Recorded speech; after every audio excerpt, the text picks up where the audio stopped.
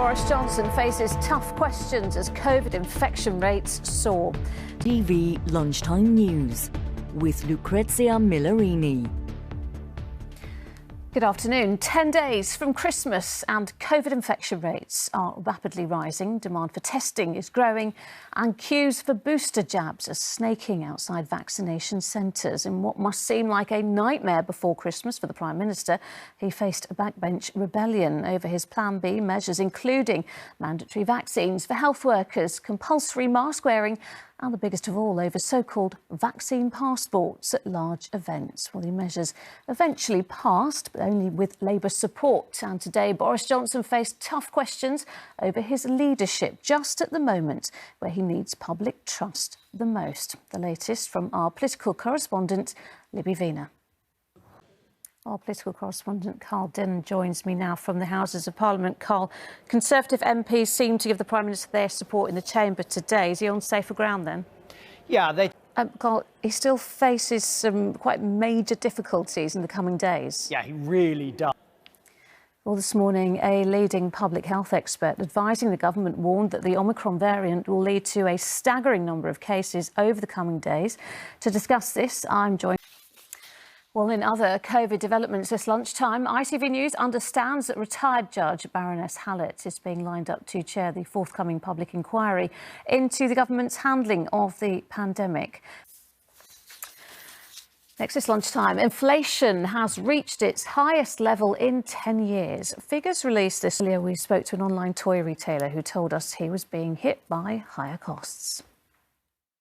Well, our economics editor Joel Hills joins us now. Joel, so tell us why we're seeing this and what impact will it have on people?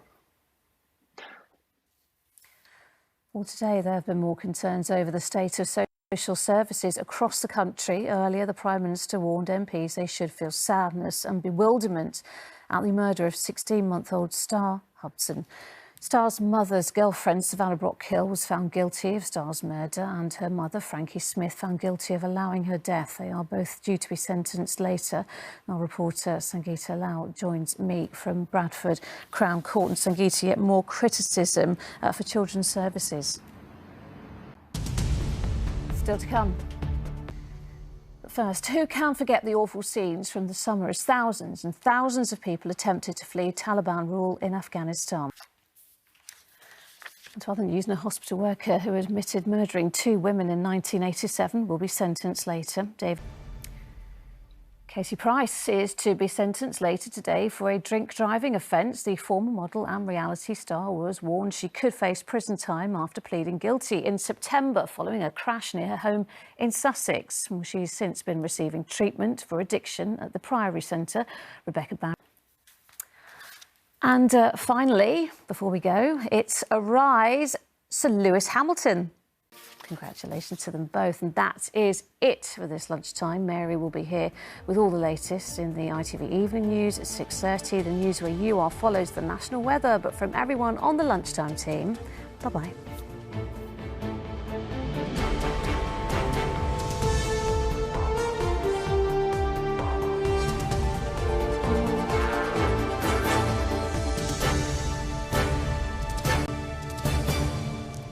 Hello again. Now the main stories in London.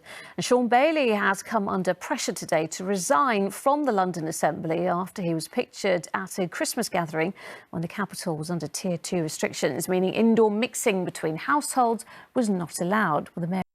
Well, Sean Bailey, the former Conservative mayoral candidate, has, however, stood down as chair of the Assembly's Police and Crime Committee and failed to appear at today's scheduled meeting. My campaign spokesperson for Sean Bailey has said that the gathering in question was a post-work event hosted in December last year to thank campaign staff for their efforts. They also said this was a serious error of judgment and that they apologise unreservedly. Police are appealing to the public for information after a man was stabbed to death in South London last night. London Underground workers are set to walk out in a third round of strikes this weekend. And the charity single in support of British-Iranian dual national Nazanin Zaghari Ratcliffe has been released. Nazanin has been detained in Iran since 2016. All right, time for the weather now. Here's Philippa. Well, that's all from us for now. We're back with the latest at 6. Until then, enjoy your afternoon. Bye-bye.